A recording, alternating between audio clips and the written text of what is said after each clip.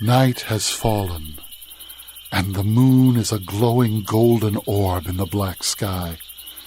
See how it shines on the dark back roads of America, and on one road in particular. Come with us, and we'll take a walk down the moonlit road, for the night is waiting, and the moon is full. The Moonlit Road presents Episode 2, Sleepyhead, written by Craig Dominey and told by Veronica, Byrd. When I was a kid back home in South Alabama, whenever I would get real rambunctious and wouldn't go to bed, all my folks had to do was tuck me in and tell me about old Sleepyhead, that crazy old woman who could never fall asleep. Now that story could always make me go straight to sleep the minute the lights were turned out. The story goes like this. Many years ago, there used to be this old couple named Flowers who lived on a huge farm outside of town. Now, Mr. Flowers was a very prosperous farmer with bountiful fields and lots of livestock. Even in the driest months, that man still found a way to make lots of money off his land. And the more successful he got, the more the farm grew. Well, you know what they say about having lots of things. The more stuff you got, the more you have to take care of. Mrs. Flowers found that out the hard way. One hot summer afternoon, while working in the fields, her husband had a sudden heart attack and died, leaving the entire farm in his wife's care. Now, the couple had no children, and Mrs. Flowers didn't know the first thing about farming. She had always left farm business to her husband. Now she was all alone. Mrs. Flowers did her best to take care of everything, but soon it became too much to bear.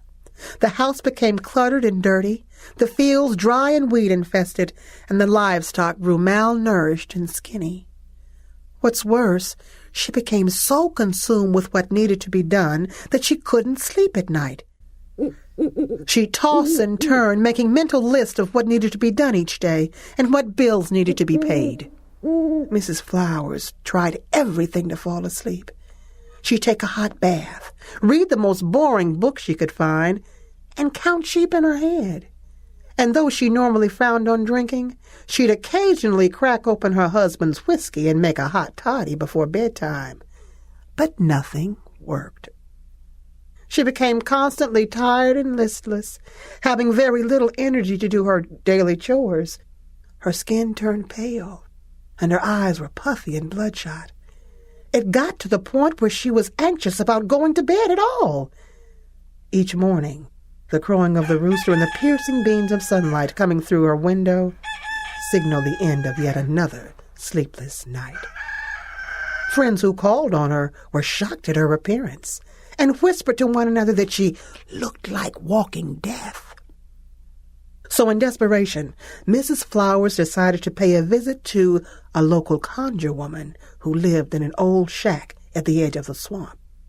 Perhaps she could come up with some sort of spell or potion that would help her sleep. Now, most folks were scared to go near her, thinking she was an evil witch. But poor, tired Mrs. Flowers felt that all of her other options had run out. So one afternoon, Mrs. Flowers rode down the long, boggy road towards the conjure woman's house. The dark, mossy trees seemed to envelop her as she rode deeper and deeper into the swamp. Black clouds of flies buzzed around her face, and poisonous snakes slid to and fro beside her wagon wheels. How could anyone live in this awful place, she thought to herself. After what seemed like hours, she reached the ramshackle cabin. The yard was barren and filled with all sorts of rusted junk.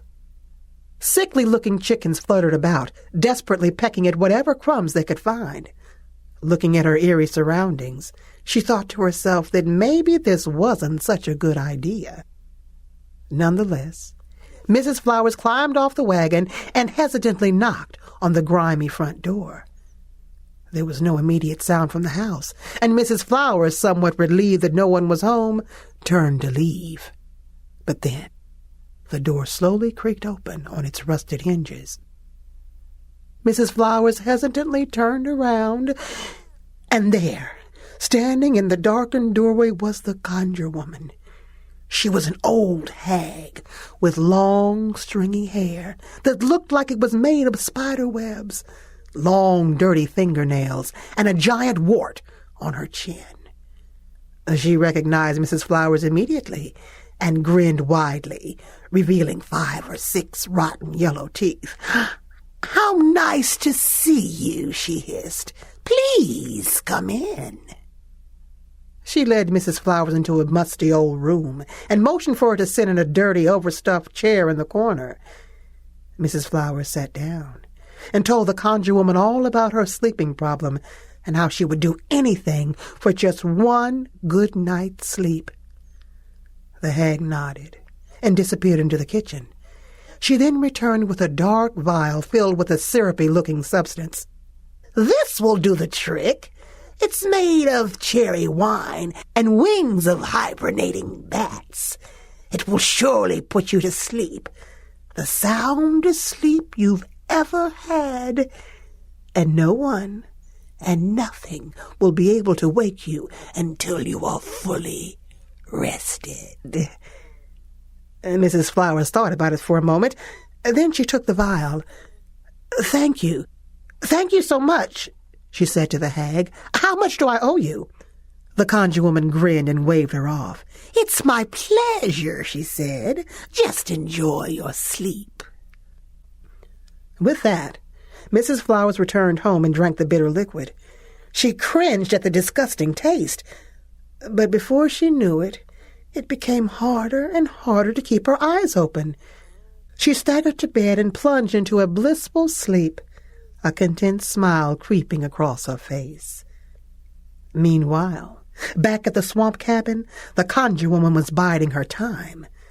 And after a couple of days had passed, she began spreading rumors throughout the community that something funny was going on up at the Flowers farm. Mrs. Flowers hadn't been seen in days. Had she finally succumbed to her poor health? After all, she had been looking more and more like walking death each day.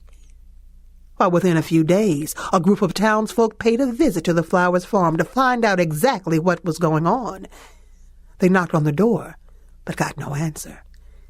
Even though they could see her wagon was parked out front, they ran around the house, peering into every window, but saw nothing out of the ordinary. Now very concerned, they picked the front door lock and searched the home. They soon found Mrs. Flowers upstairs, lying peacefully in her bed.